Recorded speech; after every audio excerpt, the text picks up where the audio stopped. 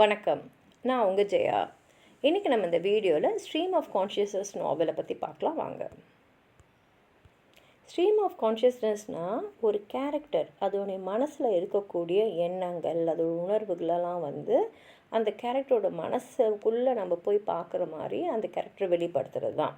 இந்த term stream of கான்ஷியஸ்னஸ்ன்ற டேர்மை உருவாக்குனது அமெரிக்கன் சைக்காலஜிஸ்டான வில்லியம் ஜேம்ஸ்.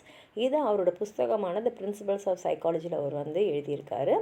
இலக்கியத்தில் நம்ம இன்டீரியர் மோனோலாக்னா ஒரு தனிப்பட்ட நபர் பேசுகிறது மோனோலாக். இன்டீரியர் மோனோலாக்னா அவர் மனசுக்குள்ளே அவர் பேசிக்கிறது யோசிக்கிறது தான் இன்டீரியர் மோனோலாக். டாரதி ரிச்சர்ட்சன் தான் ஃபஸ்ட்டு மாடர்னிஸ்ட் ரைட்டர் இந்த டெக்னிக்கை யூஸ் பண்ணுறதுக்கு. இதோட ஃபீச்சர்ஸ்ன்னு பார்த்தீங்கன்னா ட்ரெடிஷ்னலாக இருக்கக்கூடிய ஒரு பிளாட்டு கேரக்டரைசேஷன் இதெல்லாம் இதில் இருக்காது. அதே மாதிரி ஸ்டாண்டர்ட் டெக்னிஷன்ஸ் டிஸ்கிரிப்ஷன் நரேட்டிவ் டைலாக் இது எல்லாமே இன்டீரியர் மோனோலாகால் மாறி இருக்கும். எல்லாமே அவங்களோட மனசுக்குள்ளே போகிற அந்த பேச்சு தான் வந்துகிட்டே இருக்கும். அவங்க நினைவலைகள் வந்துகிட்ருக்கும். கடந்த காலத்தை பற்றி அவங்க என்ன சொல்ல வராங்கன்னு தெரிஞ்சிருக்கும். அதனால் இங்கே எழுத்தாளர் முக்கியமாக மெமரி இன்ட்யூஷன் அந்த உணர்வுகளோட பெர்செப்ஷன்ஸ் அவங்களுடைய ஃபீலிங்ஸ் இந்த கேரக்டரோட தாட் இது மேலே தான் அவருடைய கவனமும் அதுதான் அவர் வெளிப்படுத்திகிட்டு இருப்பார்.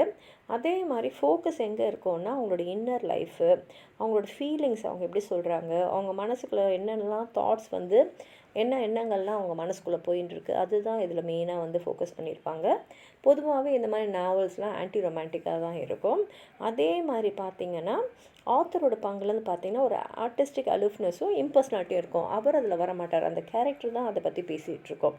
முக்கியமான எக்ஸாம்பிள் ஸ்ட்ரீம் ஆஃப் கான்ஷியஸ்னஸ்க்குன்னு பார்த்திங்கன்னா ஜேம்ஸ் ஜாய்ஸோட யுலிசிஸ், ஃபின் கிரீன்ஸ் வேக்கு, அப்புறம் வர்ஜீனியா வூல்ஃபோட மிஸ்ஸஸ் டல்லவே, அப்புறம் to the lighthouse, William ஃபாக்னரோட the sound and the fury. உங்களுக்கு அதாவது சொல்லணும்னு நினச்சிங்கன்னா கீழே இருக்கிற கமெண்ட் பாக்ஸில் எழுதுங்க. இந்த வீடியோவை லைக் பண்ணுங்கள், உங்கள் ஃப்ரெண்ட்ஸோடு ஷேர் பண்ணுங்கள். சப்ஸ்கிரைப் பண்ணாதவங்களாம் ப்ளீஸ் சப்ஸ்கிரைப் பண்ணி சப்போர்ட் பண்ணுங்கள். நன்றி.